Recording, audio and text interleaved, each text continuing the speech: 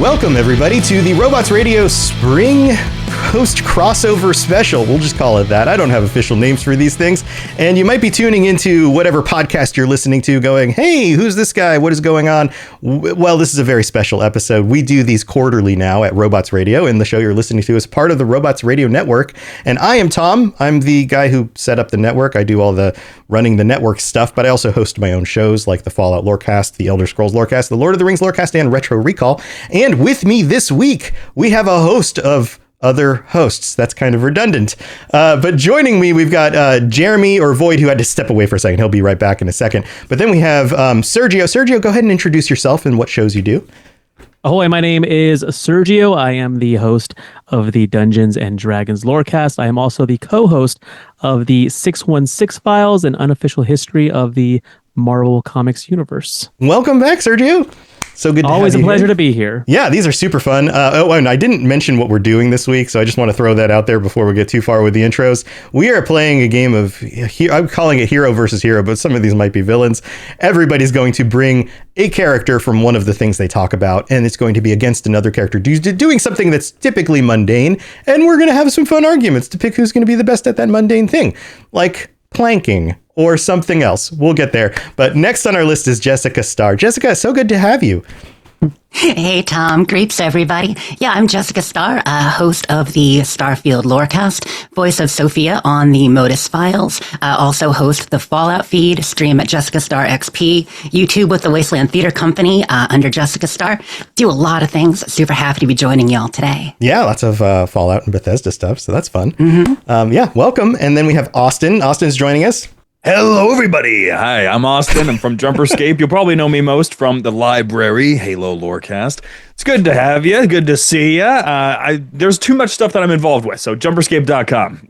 There you go. A bunch of Halo stuff and other things. So yeah, go check that out. Austin, welcome. And then also we have Sam joining us. Sam, we have two Sams. We're going to call you Sam 2, but welcome to the show. Yes, excited to be here.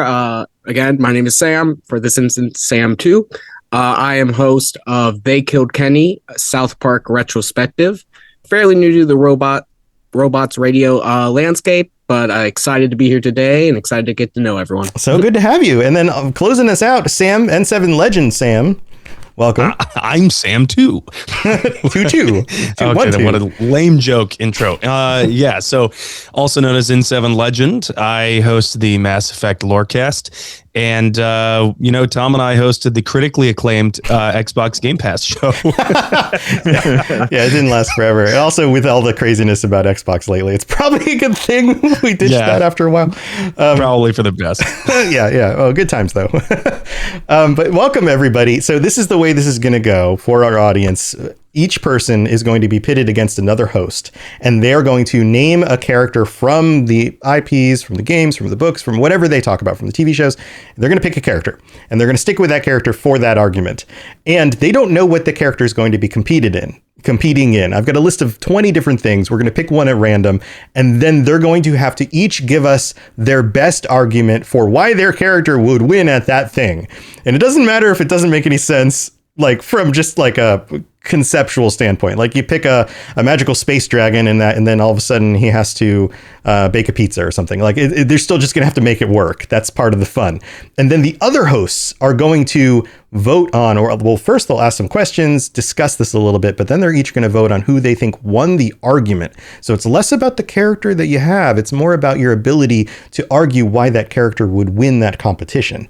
And then we'll just continue moving. Whoever wins will continue on to the next round, and we'll just see where it goes before the end of the episode. It should be a lot of fun, and I've got all sorts of fun things on this list, so I'm ready to get to it. But we're going to kick this off with Sergio versus Jessica.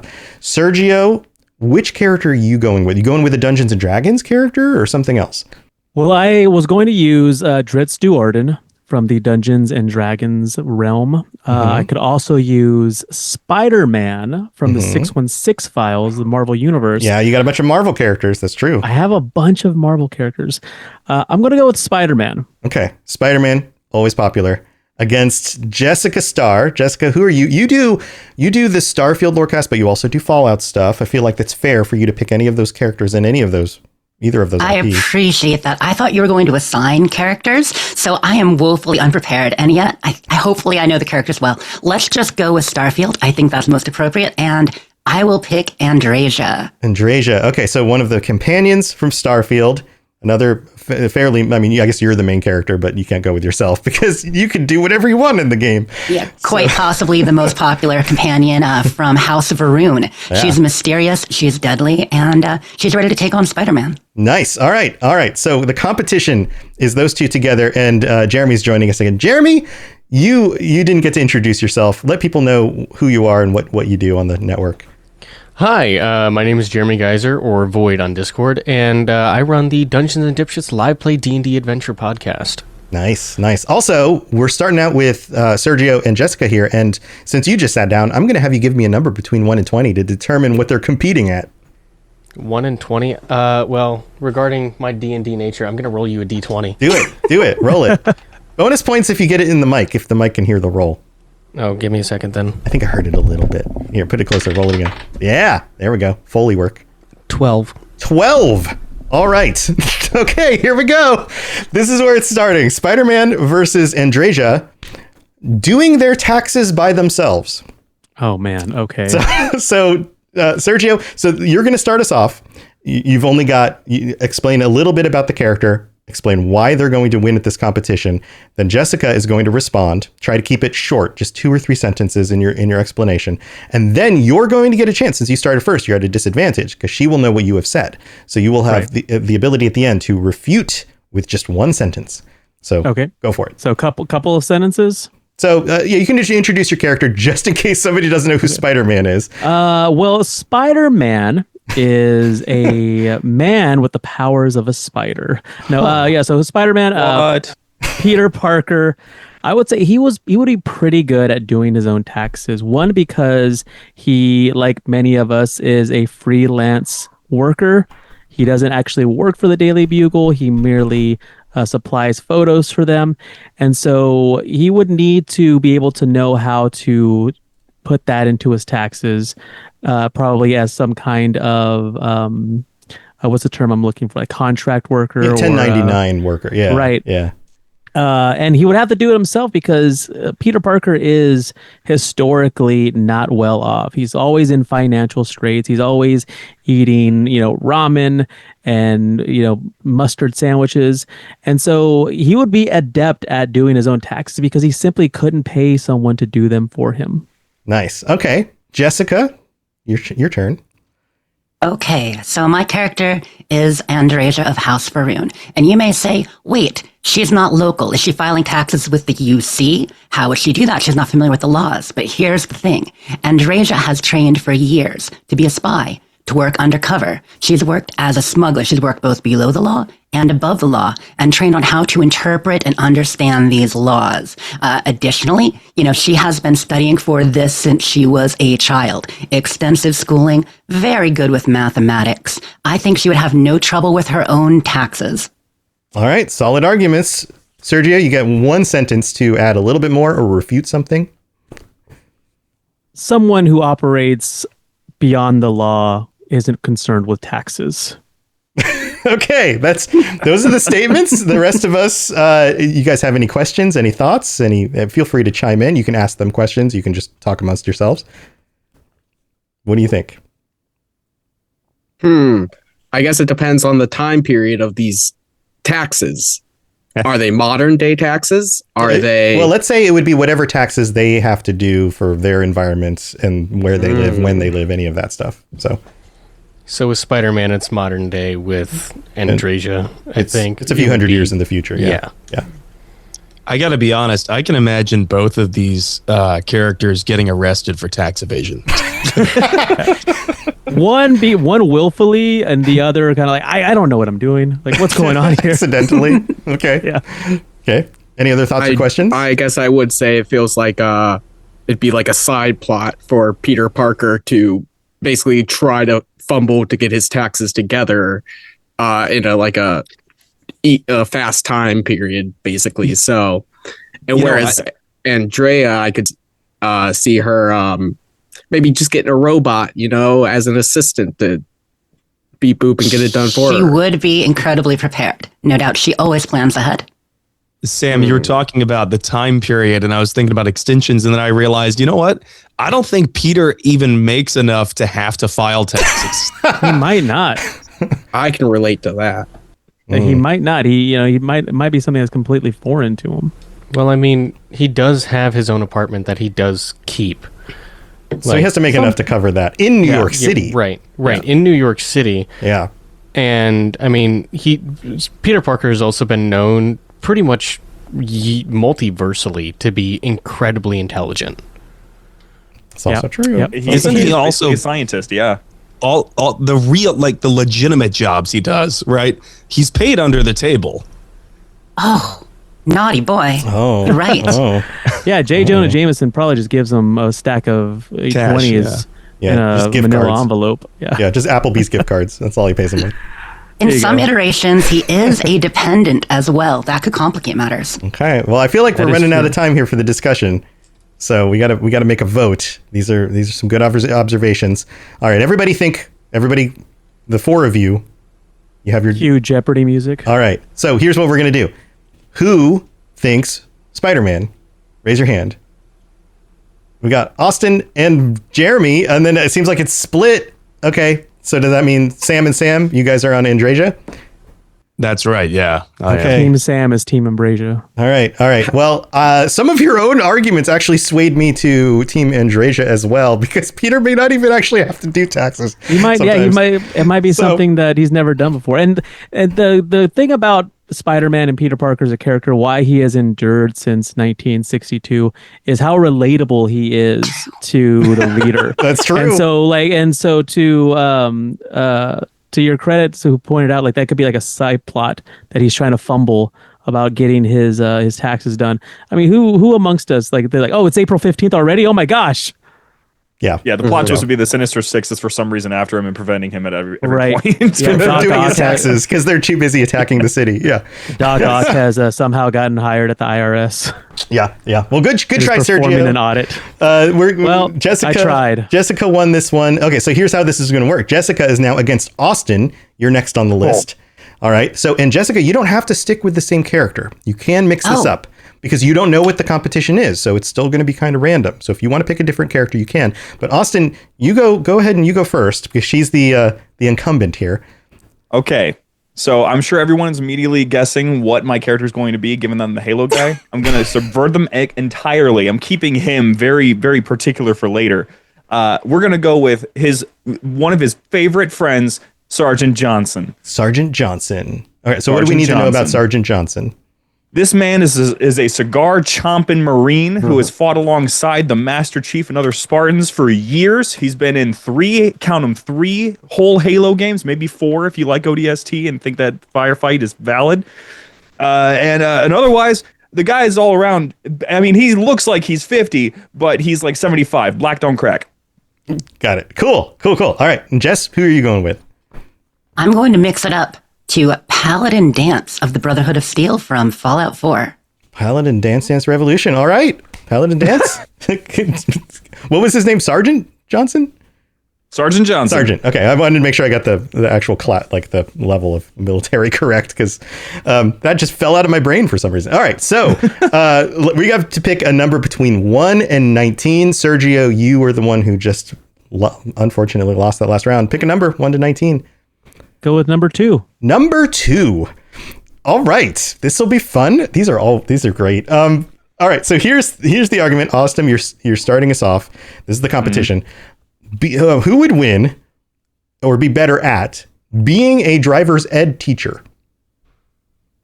Okay. Sergeant Johnson is perfect for this. This dude was a drill instructor, created the militia that eventually fought the Covenant, this alien conglomerate, for the first time. He's been a special operative for like 30 years. Most of his life has been spent in the military, even before that, as a special operative. And plus, he was a mentor for the Master Chief himself. Come on, he's born to be an instructor. All right, Jessica. I don't think we're out there getting our Warthog license. If we're talking alternative vehicles, Paladin Dance is incredibly experienced. He can fly vertibirds. As a member of the Brotherhood of Steel, he is conversant with all sorts of forms of technology, and because of his semi-secret background as a synth, sorry for the spoilers, he has subconscious knowledge and muscle control beyond that of many normal humans. Interesting. All right, Austin, you have one sentence to add in. I heard the comment about the warthog. Let me clarify here. This guy loves the oldies. He talks about how much he loves old music. He would know about old cars. He would know about how they work. He'd be able to get you to drive manual or automatic, period. Interesting. Good arguments. What do you all think? Do cars even like, are there any operable cars in the Fallout universe? Very few. There are some, question. But the majority of tires have been long rotted out. There is a car in Fallout 2. Yep. So there's at least to that. Yes. I feel like a drill sergeant would give me anxiety if I'm a hapless 15-year-old trying to learn to drive. Fair. I gotta say, I wouldn't be too impressed with Sergeant Johnson's driving technique with the way my Halo driving goes, with those warthogs flipping around all day long. Yep. Okay. Now, is this another situation of like within universe driver's ed teachers? Yeah, you have to assume that they're in the context that they would be in somehow. Okay, then I'm going to go with Sergeant Johnson, specifically because Dance has never driven a roadworthy vehicle.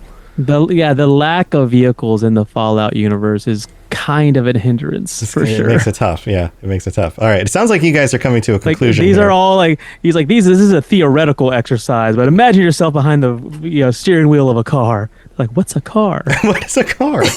What is a refrigerator? Do we think in universe it's easier to drive a car than it would be to drive basically operate power armor?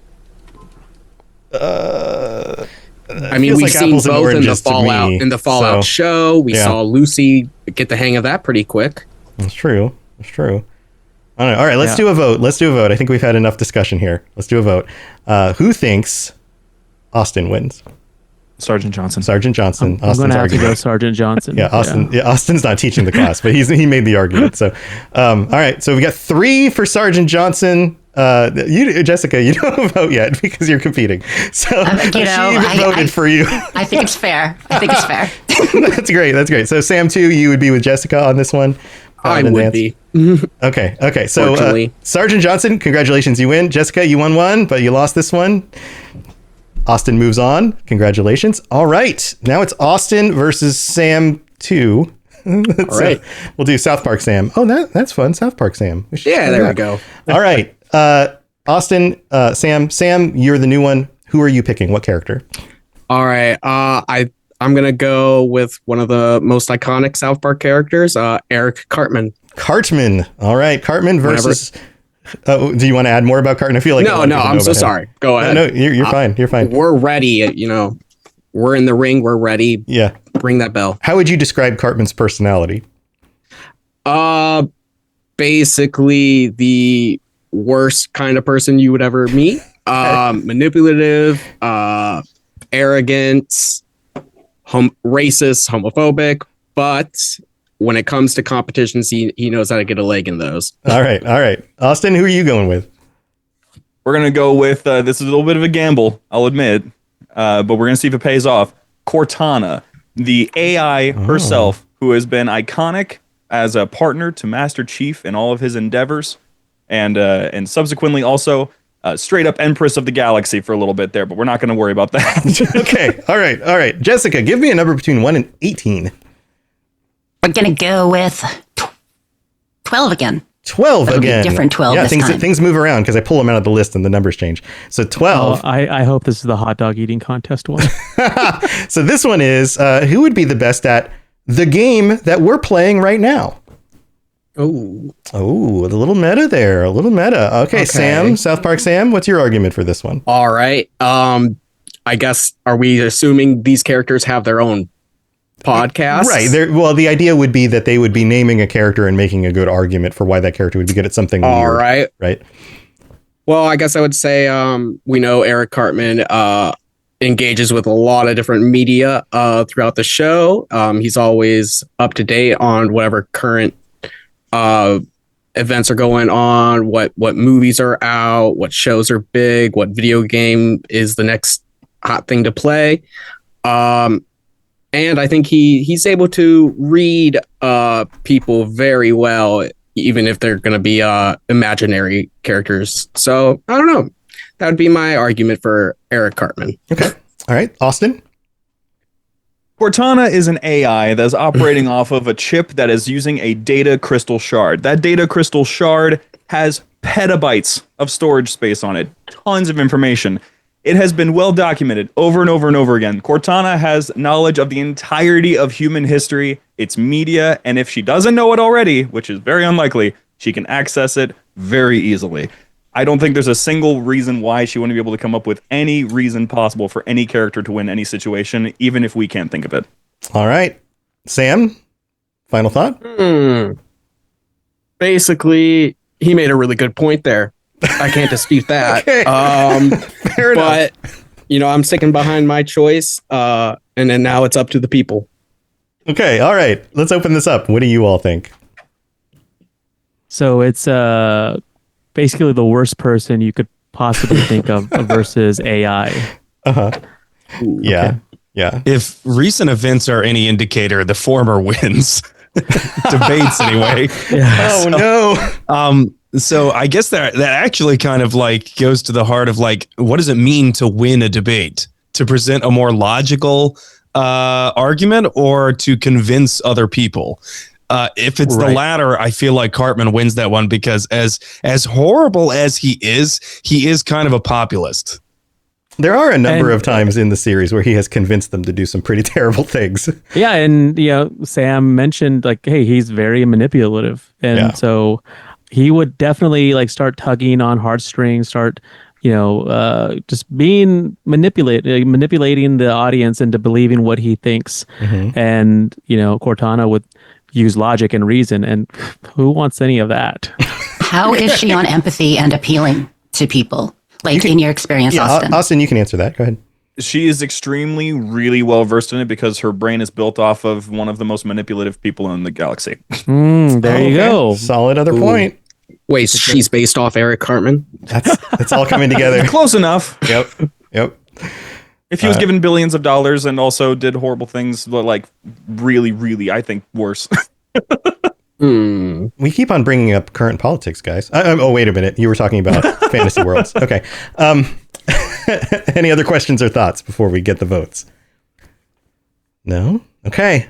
Let's see. Who thinks Eric Cartman wins? Raise your hand. I see 2 votes. Does that mean the other 2 are voting for Cortana? Yes. Yes. Okay. Jess and Jeremy voting for Cortana. Oh, no. I have to break this. Okay, I'm going to give it to Cortana because as manipulative as Eric Cartman is, I think that she has both more of a background, both in the information and the ability to convey that information.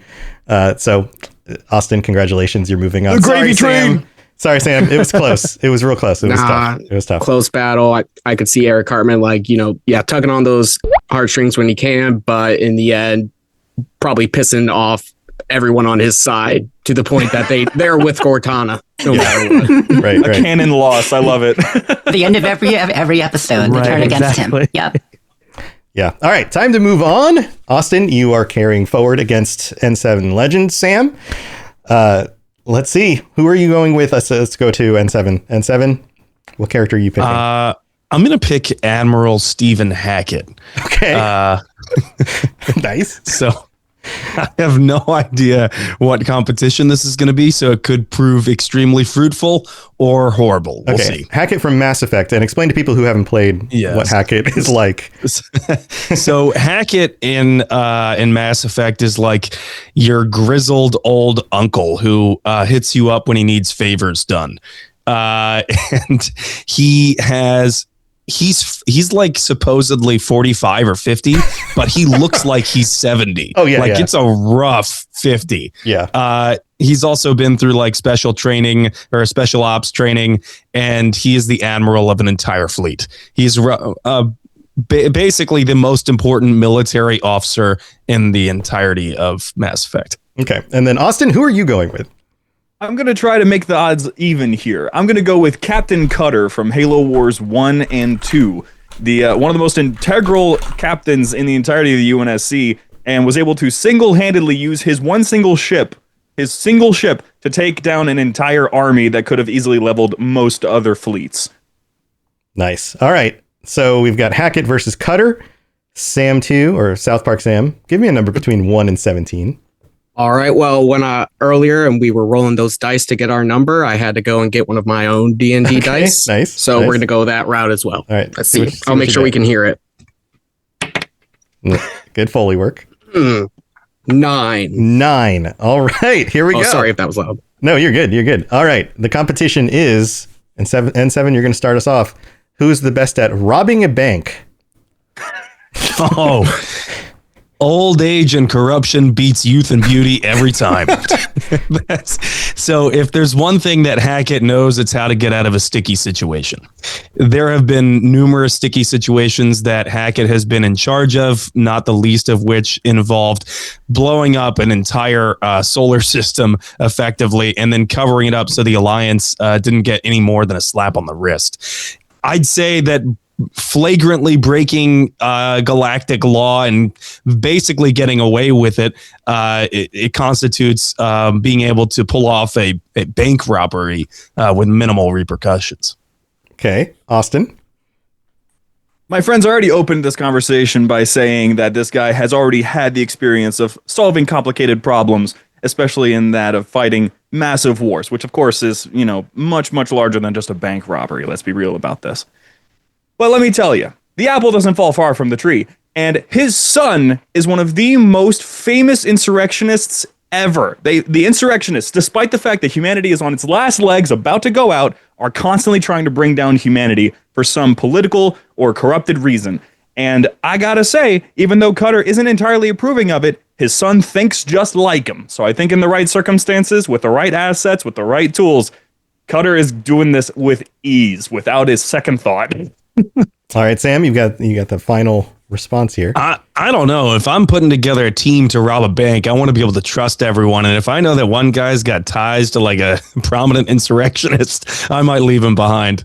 All right, let's open it up. Questions, thoughts? So in both cases, we're considering these characters to be the mastermind of the heist. When they're putting the team together, they're essentially operating as a mastermind. That could be the case, or they could simply be just doing it themselves. It could be a smaller little, just like, grab some cash and leave. But whatever that situation is, we'll go with their arguments for the way they framed it, because either thing could technically be robbing a bank. Okay, so we have Hackett kind of masterminding the Batarian situation. I like how you referenced that, Sam, because that was a really sticky situation. And then we have the other. Okay, thank you.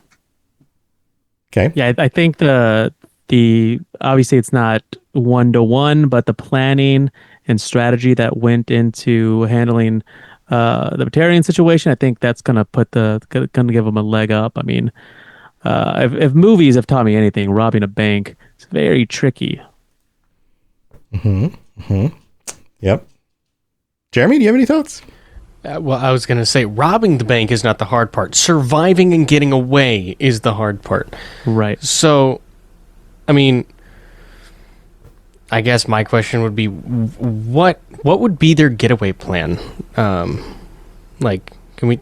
And just in as few words as possible? Okay, Sam, what's Yeah. the getaway plan for yours?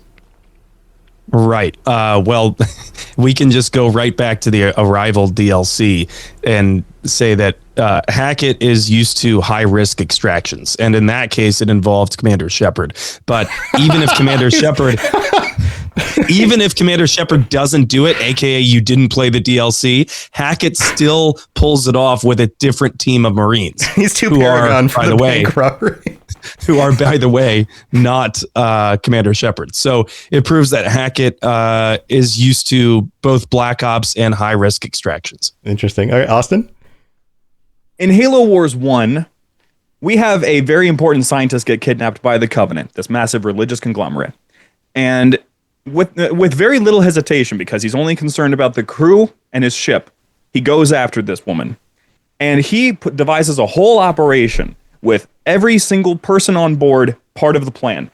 he sets up this perfect situation in which fighting unknown forces, because he fights against not only the Covenant, but he runs into the Flood. If anyone knows anything about the Flood, the fact that he beat them is astounding. A massive galactic-wide infection, basically, that can't be beat, gets temporarily defeated by this man. And it not only succeeds, it cripples the Covenant's fleet, because they managed to basically fail to put together a massive fleet that would have actually decimated the entirety of the human race. All of that basically by himself. Can I get a rebuttal? If somebody asks you for one, because you both Sam, can you both I were just hear your asked. rebuttal? Okay, you got to ask Okay. it. So go ahead. So basically the question was about the 5-0 and how would this person make sure that they can get away from the law enforcement presence that would be swarming. Hackett somehow manages to avoid the entire Reaper fleet during the invasion in Mass Effect 3. And we're talking about sentient, psychotic starships that are swarming the entire Milky Way. So I don't think that getting away from a local police department would be too much of a hassle. Okay, all right. Well, we're getting down to it. Can I ask? So robbing a bank does not typically involve like large aircraft already being at their disposal. So disregarding large aircraft, how are we now? How are we feeling? Start with Sam I can again. respond. Austin, go ahead. He's extremely comfortable. He has task forces for basically every ground operation, namely, let's say, 3 Spartan 2s, which are the best Spartans in the operation. He has some of the best ones even, and also just plenty of ground operations that he's led personally that have all gone without a hitch. He almost has no failures on his record whatsoever after many, many years of service, even before he was a captain. Okay, Sam? Right. Well, Hackett is the most decorated officer in the entire Systems Alliance, and he didn't get there just by patronage or some other kind of nepotism. He was an orphan and avoided street gangs by joining the Special Ops Force for Juveniles in Buenos Aires. So I think he's probably fine getting around on his feet. All right, we've got to get a vote in. Let's see who. We'll start with Sam since he's the new guy. Who thinks N7 the Legend has the better argument? I see 1 hand, 2 hands. Oh, I mean, 3 the orphan hands. argument got me. I mean, as soon as you brought up orphans. All right, so it looks like Sam wins. It looks like Jeremy's the only one who voted for Austin, but the other 3 of you voted for N7 the Legend. Congratulations, Hackett. You're the winner. All right, we're looping this back around to Jeremy. So we've got N7 the Legend versus Void or Jeremy. Jeremy, who are you going with? So, because I run a D&D podcast, it's going to be one of the NPCs that has its own player sheet, and his name is Grendel. Okay, tell us about Grendel. If anybody here watches anime, he is a mix between Inosuke and Bakugo.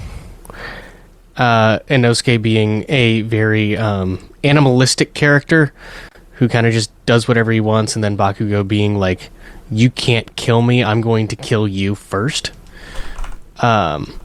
This character is extremely low intelligence and thinks that he is the best in the world and thinks that he knows everything. Awesome. Sounds very cool. All right, Sam? I'm going to go the opposite end of the spectrum just for fun. I'll go super high intelligence. So we'll say the elusive man. Okay. For those of you who are not familiar, the elusive man is the leader of a human supremacist organization named Cerberus, which has like an uncanny amount of resources at its disposal, apparently, and has its tentacles, its writhing tentacles, involved in everything from biomedical research to arms manufacturing to assassination attempts and political scandals, you name it. It's all about influencing the galaxy how the elusive man wants. All right, sounds good. Austin, give me a number between 1 and 16. 7. 7. 7. Okay, this is my example at the beginning. Who is better at planking? Jeremy, you get to start. Grendel has a strength of 21. in D&D terms. A lot of strength. A lot of strength. So that is very well above average. 10 being the average. He's cut. Like there have been times where and he has a special power that when he rages, his strength goes up by 5, I think. Okay. So in total, he's getting a plus 13 to strength. So Pretty solid. All right. Sam? The elusive man is only seen not sitting in his chair one scene in Mass Effect 2 and one scene in Mass Effect 3. Can you imagine how stiff this guy is? He's sitting down the entirety of both of those games otherwise, not to mention his advanced age and his implanted Reaper tech that the Reapers could always assume direct control if it appeared that he was going to lose any kind of competition. All right. Jeremy, one more thought from you? the abs on this guy are incredible. Like, it's not just like a 6 or an 8 pack. It's just like you see every muscle fiber in him. All right. Solid arguments. Let's open this up. Thoughts, questions? Okay, Tom, I need a clarification. What are they planking on? It's just planking in general. It would be on anything. Anything so at any remember given when time. the planking go back like a decade or whenever this was, decade plus. It's been a while, right? And remember all the videos people would post, and it was just like sometimes like on a kitchen counter, across railroad tracks, at the grocery store. It's like planking across everything all the time. It's just okay. Then I know exactly what my thinking is here. I don't see why the elusive man would ever think that it would be necessary to plank. Grendel, on the other hand, would probably take it as a damn birthright. Wow, Huston's fired up about this one. What is Grendel's class? He is a barbarian. Oh yeah, I'm gonna have to. Yeah, I think my mind is already made up. But so when we're talking planking, we're talking about social media style planking, not hard workout planking. Yeah, no, this is like, oh, there's I don't know, a ladder over there. I can plank on the ladder. Like something else we have to take in mind is like the spot which they plank, where it's cool, like a park bench or between two cars. Would Grendel be able to find something cool like that, or would maybe the elusive man use 2 reapers to plank atop of? That would get some points for me. Grendel can definitely find like 2 boulders. He grew up under one, so it's interesting you bring up the Reapers though, because it's 0 gravity. I think he wins that one. if you're competing against someone who's not in 0 gravity anyway. But the elusive man's a master of deception anyway. So like, depending on how the judges were viewing the planking competition, he could probably just like hack the feeds and make it look like he was planking endlessly. Ooh. I'm not sure if that speaks to the challenge, but okay, so the elusive man is known for unbending will, not really unbending body. How do you think he keeps it tight? Oh, it's the implants. Sorry, go on. It's the implants. It is. It's the Reaper implants and the endless supplies of cigars and bourbon. Yeah, he's already hollowed. He's a half a mummy already. Now, I would say one thing against the elusive man's, to argue against him, would be, yes, all that smoking he does, but from what I understand in the Mass Effect universe, there are no negative benefits. That's correct. To smoking, right? In the Mass Effect universe, all negative health benefits or negative health repercussions have pretty much been mitigated. But then in Grendel's argument against Grendel is, I would say we need a D20 roll to see what we land on. Yeah, just give it a roll. Yes. Is he raging? If it's a 1, it's a failure. Right, give it a roll. Saving throw.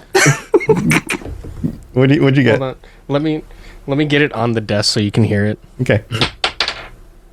All right. Oh no! Did he roll in that one? On the die, it's a 3, so that's a 16 if he's raging. Okay, that's still okay. That's good. an okay roll. Yeah, that's not too bad. Good. All right. Well, let's vote on this. This is a fun one. What do you all think? Who thinks Grendel Gonna have to go All with the four of barbarian, you. yeah. Wow, Grendel wins. Those are some good Yeah, arguments. I though. agree. That was solid. That was solid. All right, let's keep this going. We've still got some time on this show. Jeremy, you are against Sergio now. We're going back around to Sergio. Okay. What character, Sergio? Who are you picking? Since you're the new guy in this one, Let's go Dungeons and Dragons Lorecast. Let's go with Dritz. Dritz. How do you say his last name? Duarden. Duarden. Duarden. And then Jeremy. I'm gonna have to go with my DM character of Void. Void. Oh, your DM character. Interesting. Okay, so let's go back to Sergio. What can you tell people briefly about Dritz? Dritz is a drow, dark elf, master swordsman, renowned throughout the Forgotten Realms for his scimitars, icing death, and twinkles. And I mean, he is hardly ever beat in combat, in one-on-one combat. All right, and Jeremy. So Void originally was a variant human warlock, and so he woke up in a barrel as a shadow.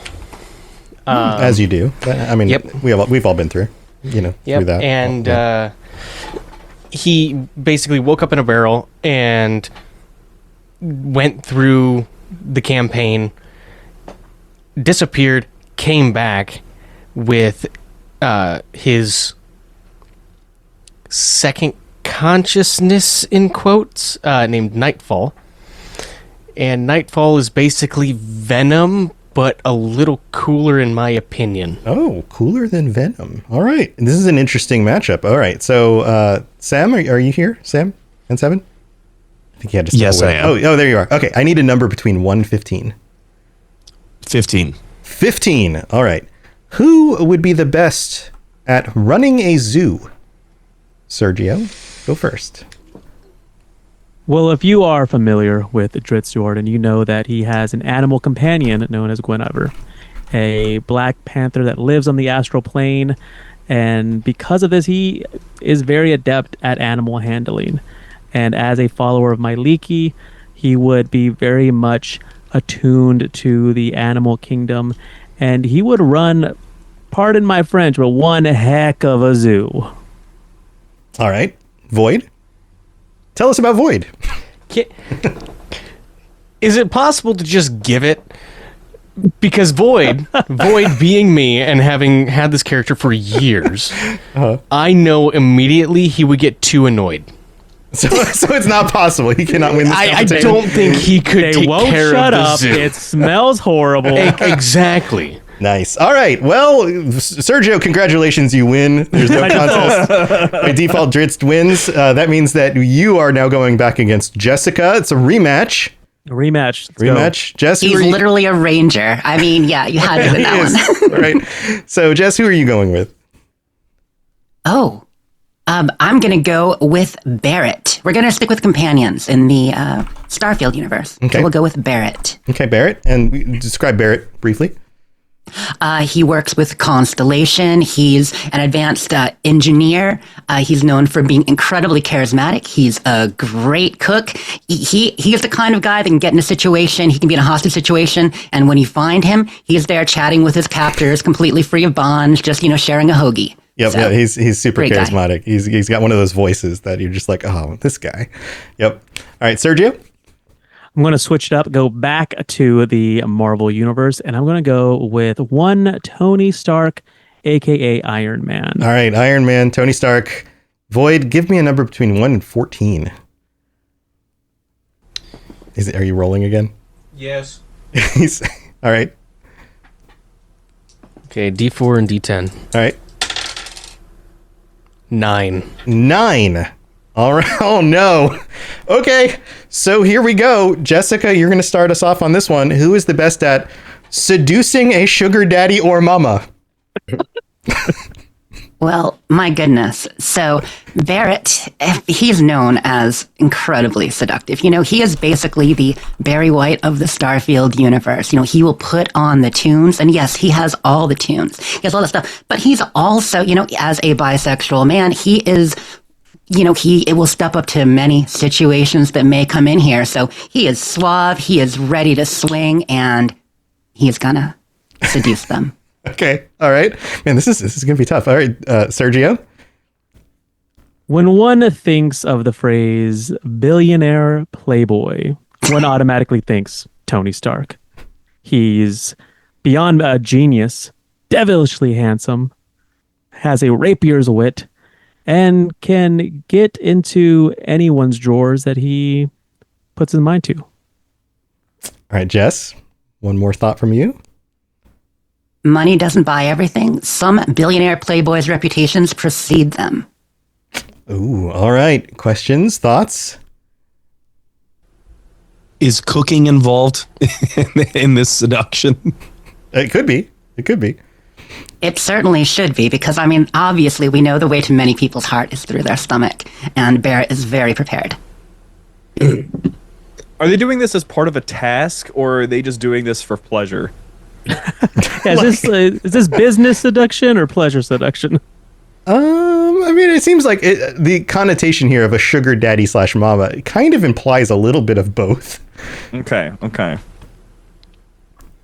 Now this Why might. would- I was gonna say this might hurt my my chances, but I will be the first to admit that Tony Stark being a billionaire, he probably wouldn't be apt to need a sugar mama or daddy.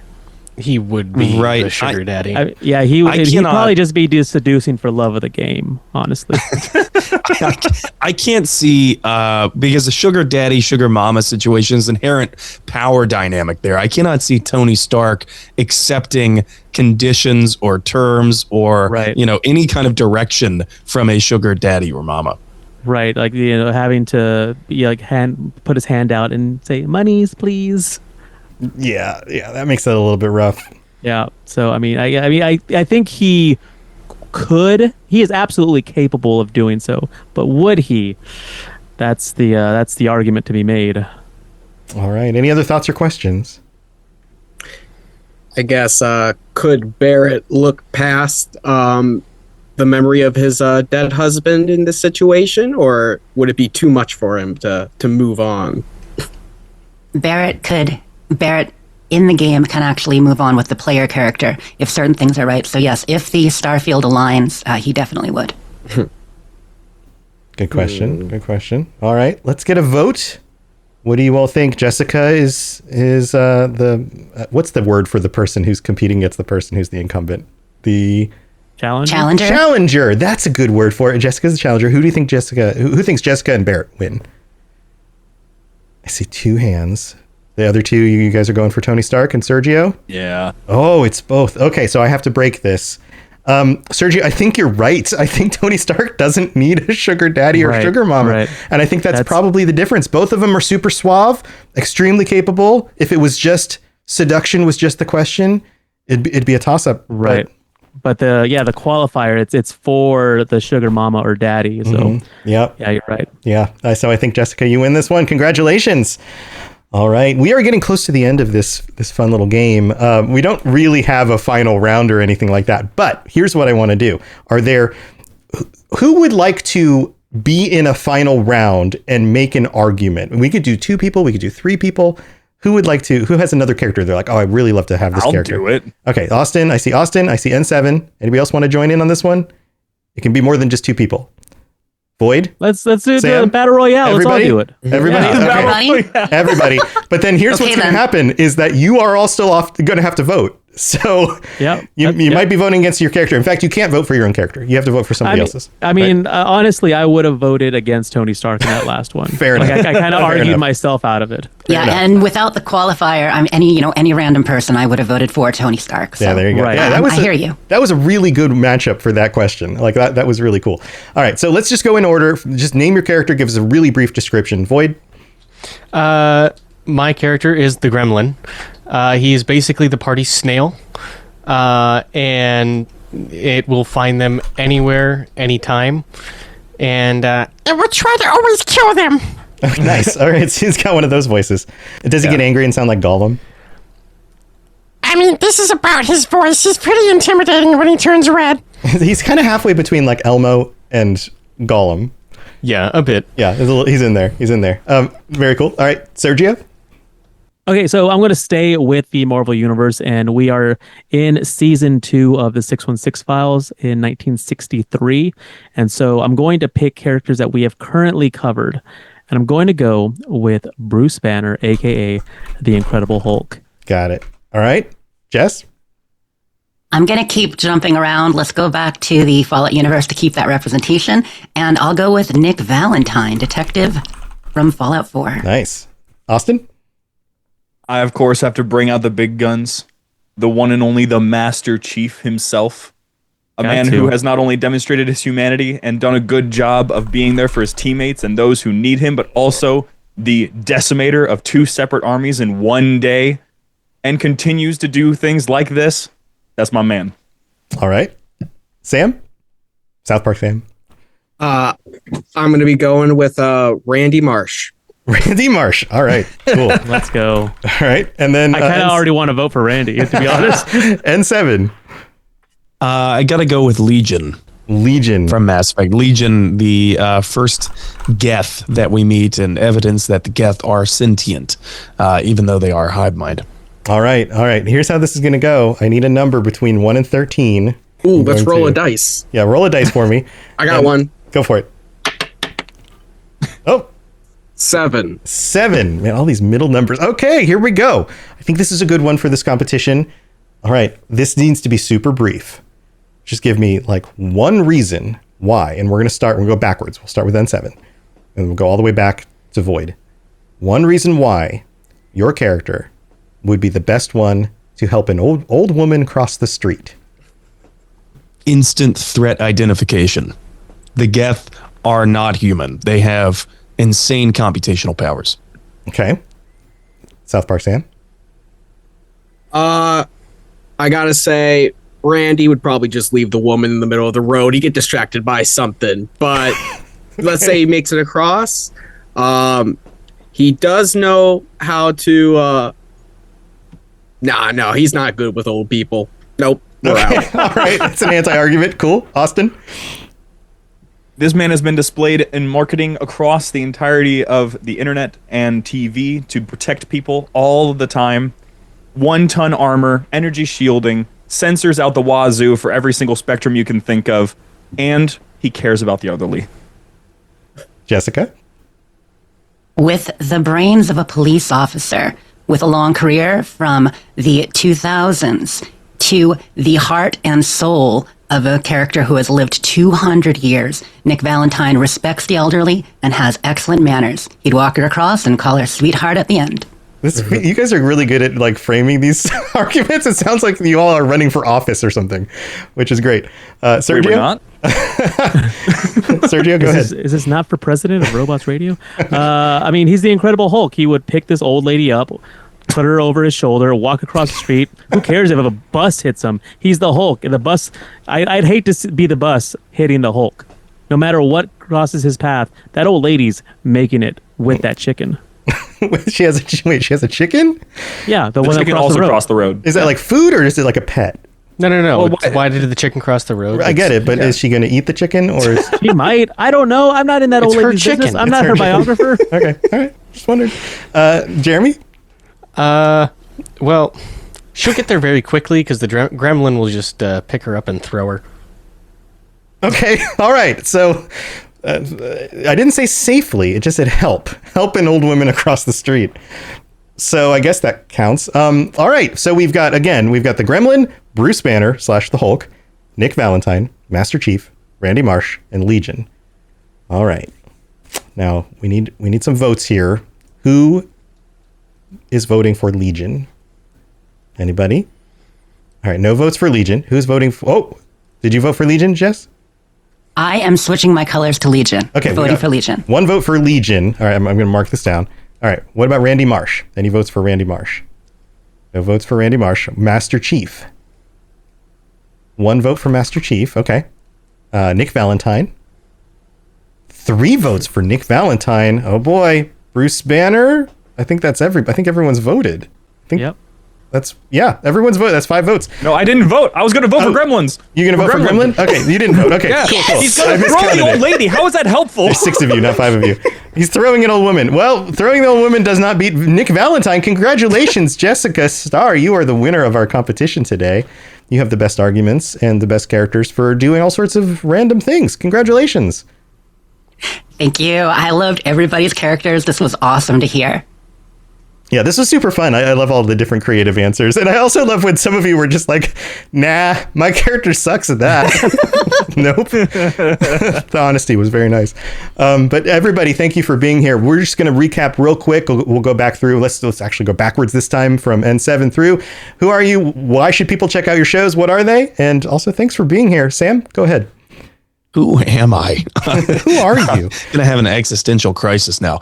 No, I'm N7 Legend. I host the Mass Effect Lorecast. I also stream to Twitch. Most of the time I'm streaming Mass Effect, but lately I've been streaming a lot of Fallout.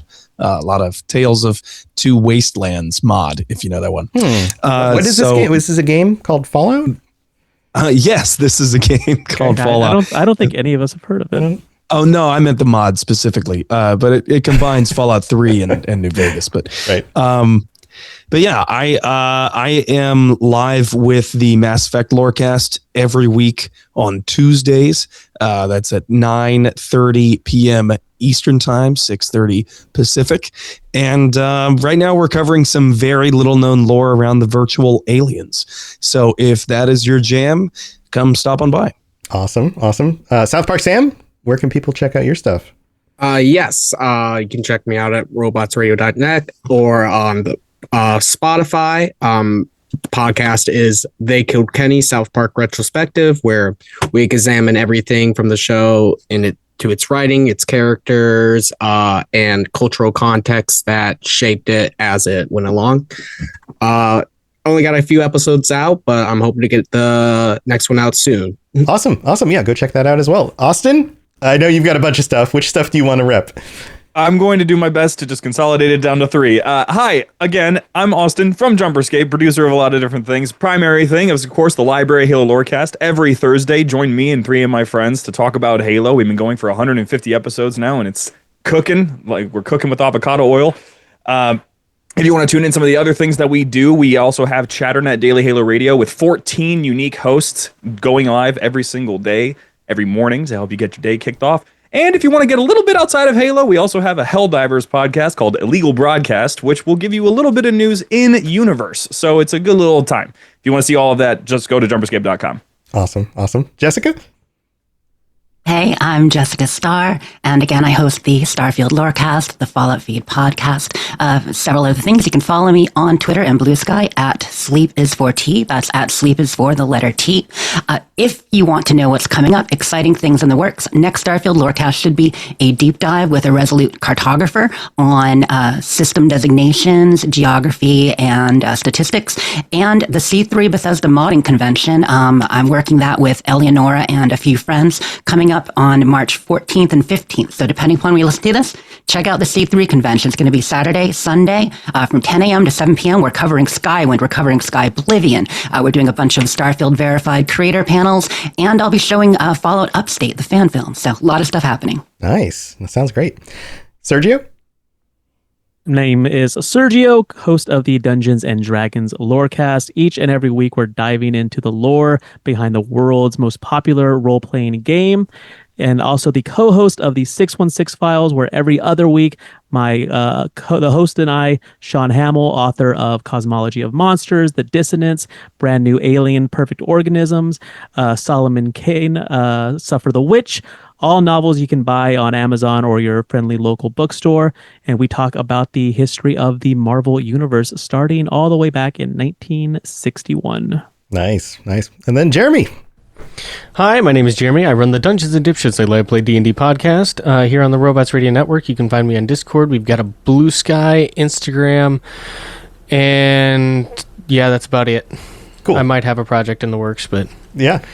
Like so many of us, you're like, I got this Oh, other of course. idea. Maybe we want to do this other thing. Speaking of projects in the works, if you'd like to join us and be part of this wacky crew, then you can always sign up and join us and be part of the network. You can join the Robots Radio Rocket Club and just go to robotsradio.net. There's a section on there that explains how to do that, and you can launch your own show. I'll help you out, get you started, and then help you with hosting and some advice about making sure that your show is successful and all of that. But thank you, everybody, for joining me. This has been super fun. I'm glad you enjoyed my silly game. You made some wonderful arguments. This has been a great time. And thank you for listening and being a part of this. Again, I'm Tom, or Robots. I run the network, and I also do the Fallout Lorecast, the Elder Scrolls Lorecast, the Lord of the Rings Lorecast, and Retro Recall, where we go back and play games we haven't played in like 30 years to see if they still hold up. And also just, I don't know, roll around in the nostalgia for a bit. So come join me for that stuff. Robotsradio.net for all of these shows and everything else that you could possibly want to know about the network. Thanks for being here, everybody. Have a wonderful night. Until next time, I don't know, help old ladies cross the street. Think about running a zoo. Practice your planking. Rob a bank. Don't actually rob a bank.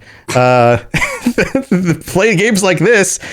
Teach driver's ed and do your taxes because it's that time of year. All right. We'll see you next time. Bye, everyone.